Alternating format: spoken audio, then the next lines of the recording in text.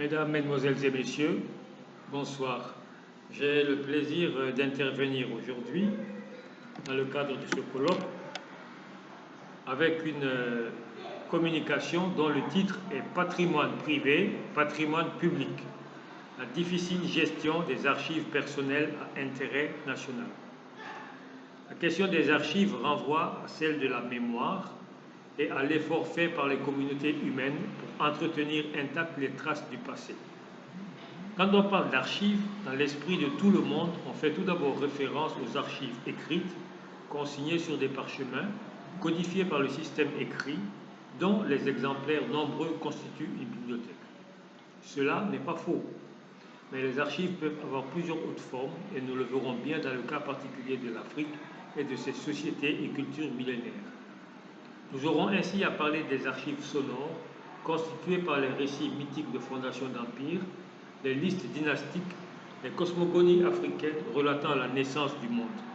Toute cette immense richesse culturelle a été durant des millénaires véhiculée de bouche à oreille par des générations de passeurs de culture, que l'on appelle griots en Afrique de l'Ouest. Si l'on part du fait que les archives portent sur la consignation de l'histoire humaine pour le bénéfice des générations à venir, alors, incontestablement, les griots africains ont constitué des archives sonores d'une valeur inestimable. L'Afrique offre ainsi au monde des trésors humains vivants, comme le regretté Amadou Hampâté-Bâ, grand initié qui connaissait la société africaine sur le bout des doigts. Dans le cadre de cette communication, nous allons nous attacher à parler de la constitution des archives écrites en contexte africain.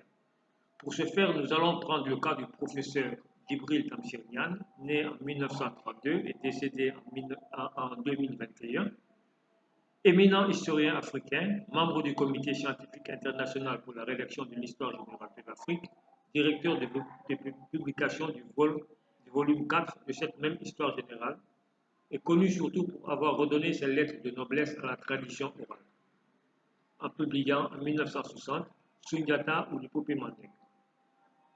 Nous tenterons de montrer comment il a recueilli une très grande documentation qui est en cours de numérisation. Nous montrerons ensuite pourquoi cette documentation qui est personnelle et qui appartient à sa famille biologique revêt une importance qui sort du cadre familial pour rejaillir sur toute la nation. Ce point nous permettra de discuter sur les apports éventuels des États et des organisations nationales ou internationales dans le cadre de la protection des archives. La signature des conventions liant l'État et les familles dépositaires d'archives sera ensuite abordée pour traiter de la question de la paternité des archives, des droits reconnus aux propriétaires et des devoirs qui en découlent si les archives sont ouvertes et qu'elles bénéficient de l'aide publique. Les archives du professeur Djibril Tamsir Niane. Le professeur Djibril Tamsir Niane est né le 9 janvier 1932 à Conakry et décédé le 7 mars 2021 à Dakar. Il a consacré sa vie de chercheur à recueillir une immense documentation sur l'histoire mandingue dont il était le spécialiste mondial. De 1960 à la fin de sa vie, il a sillonné toute l'Afrique de l'Ouest qui constituait l'empire du Mali pour recueillir de la bouche des griots l'histoire de l'empire médiéval du Mali. Il faisait ainsi preuve de pionnier car au début des années 1960, bien peu d'intellectuels africains osaient affirmer leur foi en la tradition orale.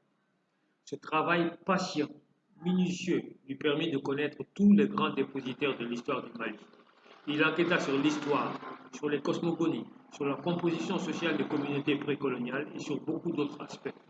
L'ensemble de ces trouvailles fut consigné sur des bandes magnétiques. Les archives sonores, des entretiens avec les griots, venaient ainsi de naître. Durant les vacances avec ses étudiants, il allait de village en village pour enregistrer les grands maîtres avant leur disparition.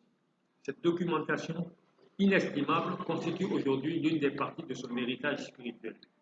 Connu à l'extérieur de la Guinée et apprécié sur le plan international, le professeur Niane permit à un universitaire américain, le professeur David Conrad de Yale University, de rentrer sur les États-Unis avec une grande partie des archives sonores dont on a parlé.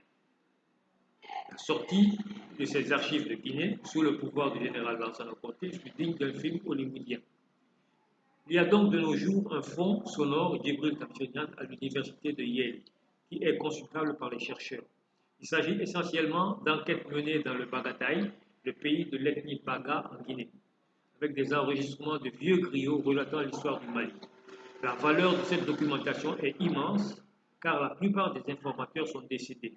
Nous parlons ici des archives sonores du professeur Niang. Parlons à présent de ces archives écrites. Elles constituent un front immense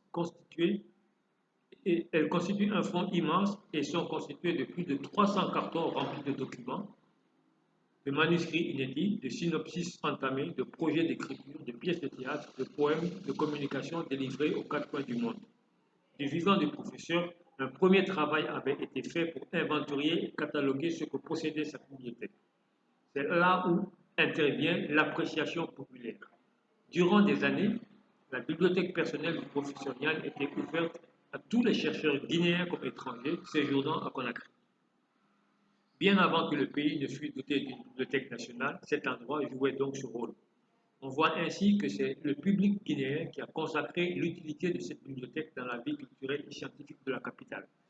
Riche de plus de 6000 titres, cette bibliothèque était éclectique et touchait toutes les branches du savoir. Malheureusement, en 2010, un incendie survint et une grande partie des archives fut consumée par les flammes. Ce fut un émoi général et tout le monde apporta son aide au professeur dévasté. Le président guinéen de l'époque, le professeur Alpha Condé, donna les instructions pour qu'un bâtiment de 2 étages, meublé et équipé, soit construit sur les ruines de l'incendie. Il inaugura en personne la bibliothèque professeur Djibril Tamsonian de Conakry. L'UNESCO, dont le parrain était un membre éminent, apporta sa contribution. Dans la foulée, il fut proposé beaucoup de choses relatives au statut de la nouvelle bibliothèque. C'est ainsi que l'on parla d'établissement privé à intérêt national.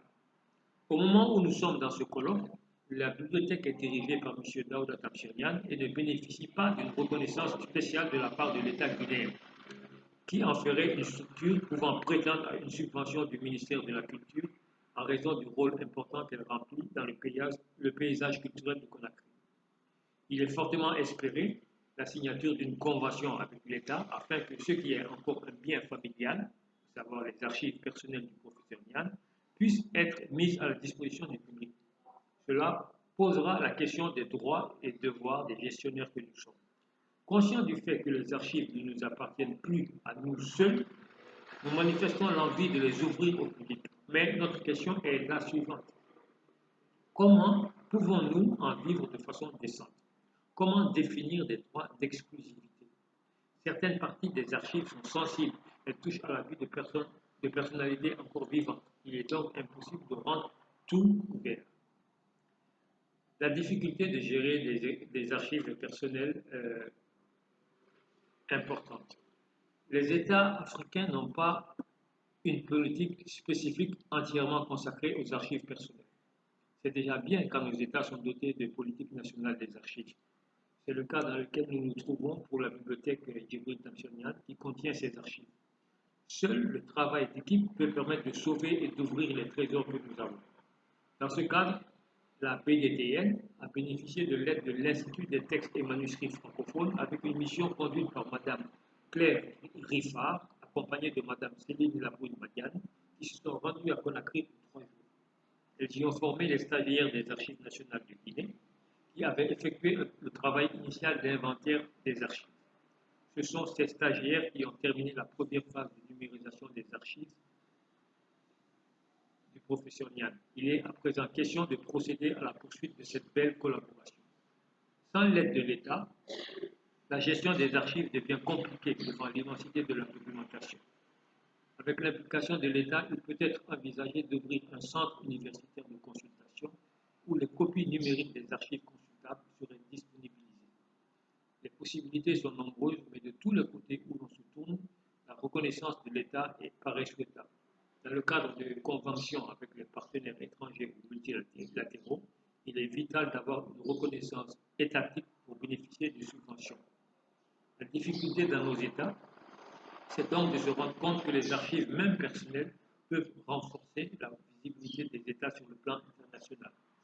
Nos républiques gagneraient beaucoup à sauvegarder les archives personnelles des écrivains, pour la Guinée seulement, nous avons les archives du grand écrivain William Sassine qui contiennent peut-être des inédits pour lesquels, à ma connaissance, rien n'a encore été fait.